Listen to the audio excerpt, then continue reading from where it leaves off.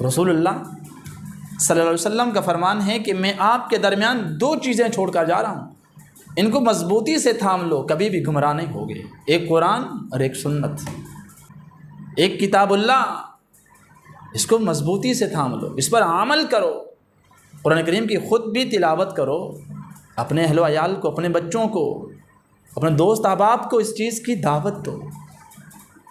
رسول اللہ صلی اللہ علیہ وسلم کی سنتوں کو کس طرح زندہ کریں؟ میں 24 کے 24 گھنٹے نبی کی سنت کے مطابق گزاروں، میں سنتوں پر عمل کر رہا ہوں۔ صراط مستقیم وہ راستہ ہے جو کسی بھی منزل مقصود تک پہنچنے کے لیے یقینی راستہ ہوتا ہے، اور ایک ہوتا ہے کسی کو راستہ دکھانا، ایک ہوتا ہے اس مقام تک، اس جگہ تک پہنچا دینا۔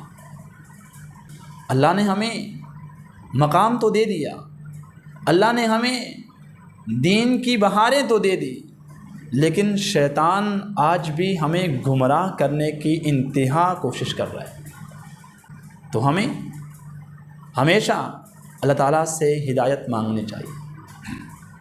یہاں پہ ایک سوال ہوتا ہے، سوال یہ ہے کہ ہم نماز میں اور غیر نماز میں اہدنا الصراط المستقیم کہتے ہیں، حالانکہ ہم ایمان والے ہیں، ہم نے کلمہ پڑھا ہے، مسلمان ہو گئے، نبی کی غلامی ہمیں نصیب ہوئی، ہم نبی کے عاشق ہیں۔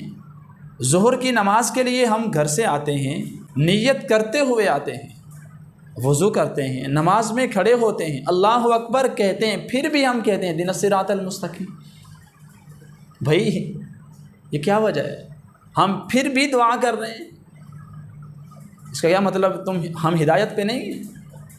بھائی اس کا جواب تو یہ ہے، ہم ہدایت پر تو ہیں، لیکن ہمیشہ کے لیے ثابت قدمی اللہ سے یہ دعا کرتے ہیں، ہم اس چیز کے محتاج ہیں، یا اللہ ہمیشہ کے لیے ہمیں اسی راستے پر ثابت قدمی عطا فرما۔ سیدنا صدیق اکبر رضی اللہ تعالیٰ عنہ مغرب کی 3ری رکعت میں اہدنا الصراط المستقیم کو پوشیدگی سے پڑھا کرتے تھے۔ یہ وہ صحابی ہیں جو 10 مبشرہ، یہ وہ صحابی ہیں جنہیں اللہ کے نبی نے فرمایا تھا ابو بکر فی الجنہ، پھر بھی کہہ رہے ہیں اہدنا الصراط المستقیم۔ تو بھائی ہم ایمان والے بھی ہیں، نبی کے غلام بھی ہیں، ہم نبی کے امتی بھی ہیں، لیکن ہدایت کے لیے ہمیشہ کے لیے ہم اللہ کے محتاج ہیں۔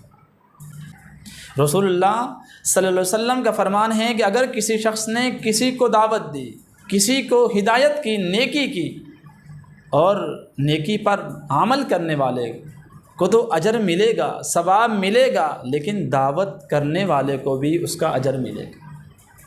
میں کسی کو دعوت دیتا ہوں، آپ چاشت کی نماز پڑھیں، اگر کوئی پڑھتا ہے اس کو بھی ثواب ملے گا، لیکن میرے کہنے پر مجھے بھی اجر ملے گا۔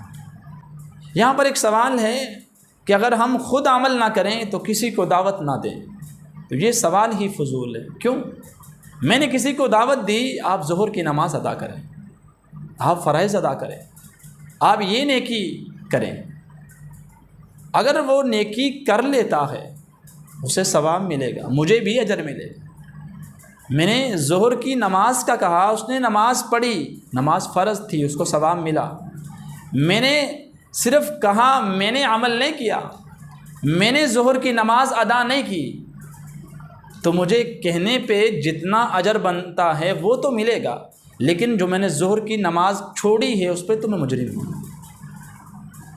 بھائی اسی طرح آپ کسی بھی نیکی کی دعوت دیتے ہیں نا، دعوت دینے کے بعد آپ کو اجر ملتا ہے، اور اسی طرح اگر ہم کسی کو گمراہی والا راستہ دکھاتے ہیں، اسی طرح ہم کسی کو ایسے راستے میں لگاتے ہیں جو شریعت میں ناجائز ہے، اگر اجر ملتا ہے نا تو سزا بھی ملتی ہے، اگر نفع ملتا ہے نا تو نقصان بھی اٹھانا پڑتا ہے۔ تو اس لیے ہدایت دعوت دینے پر اجر ملتا ہے، اور اگر گمراہی کا راستہ دکھائیں تو اس پر بھی ہمیں نقصان اٹھانا ہوگا۔ ہمیں کیسے پتہ چلے گا کہ ہم صراط مستقیم کے راستے پر ہیں؟ اگر ہم کتاب اللہ سنت پر عمل کرتے ہیں، صحابہ کی زندگی کو اپنی زندگی بنا لیتے ہیں، اگر ہم نیک لوگوں کی زندگیوں کو ان کو دیکھ کر اپنی زندگیاں گزارتے ہیں، تو پھر ہم صراط مستقیم پر ہیں۔ اگر ہم نے قرآن کو چھوڑ دیا، حدیث کو چھوڑ دیا، صحابہ کی پیروی کو چھوڑ دیا، تو پھر ہم کیسے صراط مستقیم پر ہیں؟ نہیں ہیں۔ اللہ سے دعا کیا کریں اور کتاب اللہ اور سنت پر اپنی زندگی کو لائیں۔